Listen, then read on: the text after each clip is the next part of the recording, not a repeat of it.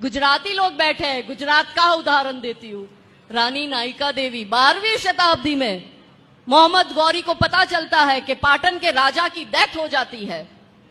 तो मोहम्मद गौरी आबू की घाटी पर अपनी सेना लेके आता है और अपने सैनिक, अपना जो दूत है उसको बोलता है, क्योंकि इन लोगों में तो महिलाओं को कमजोरी माना गया है, हमारे धर्म में नारी शक्ति कहा गया है, इनमें क्या कहा गया है कि महिला जो है वो क्या है, खेती है, उसको जितना मर्जी उतना जोतो, और वो मात्र बच्चा करने की मशीन है, और आपके जो अंदर की काम तृष्णा है उसकी पूर्ति मात्र उपभोग की वस्तु महिला है, ऐसा इनमें कहा गया है। तो ये बाबर, औरंगजेब, खिलजी की औलादों को भी, मोहम्मद गौरी की औलादों को भी यही लगता था कि ये आर्य भूमि की आर्य वीरा भी एक तुच्छ नारी तो है, उपभोग की वस्तु तो है। तो उसके दूत को भेजा, दूत गया रानी नायिका देवी के पास, जो हमारी पाटन की रानी,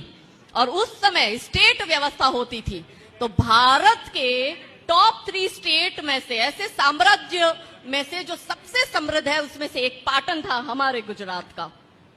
रानी के पास वो दूत आता है और रानी नायिका देवी को कहता है कि मोहम्मद गौरी सेना लेके घाटी पे आ गया है, मोहम्मद गौरी की 3 शर्तें हैं, यदि आप ये तीनों शर्तें मानती हो तो मोहम्मद गौरी आप पर अटैक नहीं करेगा, आपके राज्य पर अटैक नहीं करेगा। रानी ने कहा शर्त बता। उसने कहा पहली शर्त इस्लाम स्वीकार करो, दूसरी शर्त मोहम्मद गौरी से निकाह करो, और तीसरी शर्त आपके पाटन का जितना भी धन धान्य है वो सब मोहम्मद गौरी को सौंप दो। रानी ने कहा, रानी बड़ी होशियार हो, बचपन से ट्रेंड हुए होते हैं,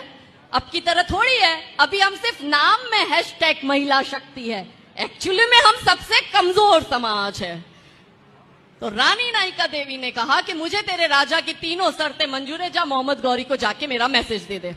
रानी ने बुलाया अपने सेनापति को और कहा चल मुझे बता कितने हाथी है, कितने घोड़ा है, कितने सैनिक अभी लड़ने को तैयार है, और आसपास कि कितने राजा अभी हमारे साथ जुड़कर युद्ध करने को तैयार है, क्योंकि उस समय भी एमओयू होता था, संधिया होती थी कि किसी एक राजा पर अगर अटैक होता है तो आसपास के जिससे संधि हुई है वो उसी समय उस युद्ध में शामिल होगा। सेनापति कमजोर, वो डर गया, उसने रानी को कहा, हमने रानी लक्ष्मीबाई की कहानी तो सुनी कि रानी पीछे 1857 में अपना छोटा सा बच्चा बांधकर युद्ध लड़ने अंग्रेजों से गई, मगर रानी नायिका देवी तो 12वीं शताब्दी में छोटा सा उनका बच्चा। सेनापति ने कहा कि आप तो, आपका छोटा सा बच्चा, आप विधवा, आप क्या ही कर लोगी, और उसकी सेना देखो, आपकी सेना देखो, आप तो ये युद्ध लड़ना और जीत भी नहीं सकती।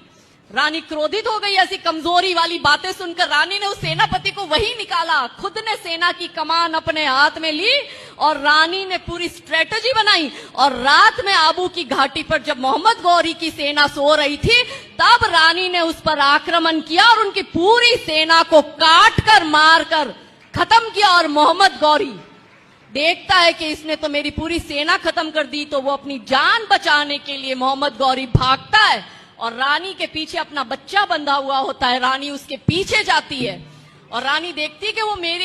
मेरी पहुंच से थोड़ा दूर हो गया है, तो रानी के हाथ में जो बड़ी सी कटार थी, रानी ने वही मोहम्मद गौरी को पीछे से मारी, और मोहम्मद गौरी सीधा सिंध जाके रुका, और उसको पता चला कि ये रानी ने मुझे, जिस जगह रानी की कटार लगी है, इसने तो मुझे आजीवन नपुंसक बना के भेज दिया है। ऐसी थी हमारी योद्धा नारियां।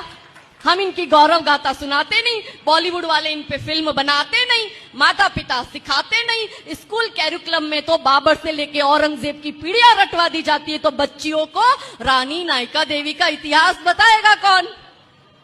हमारी बच्चियां वो देखती है करीना खान को, फिर उसको वो शाहरुख, सलमान, सैफ अली खान ही तो पसंद आएगा। आपने, हमने अपनी बेटियों को यदि नायिका देवी की गौरव गाथा, यदि जीजा माता की गौरव गाथा सुनाई होती तो कोख से छत्रपति शिवाजी महाराज पैदा होते।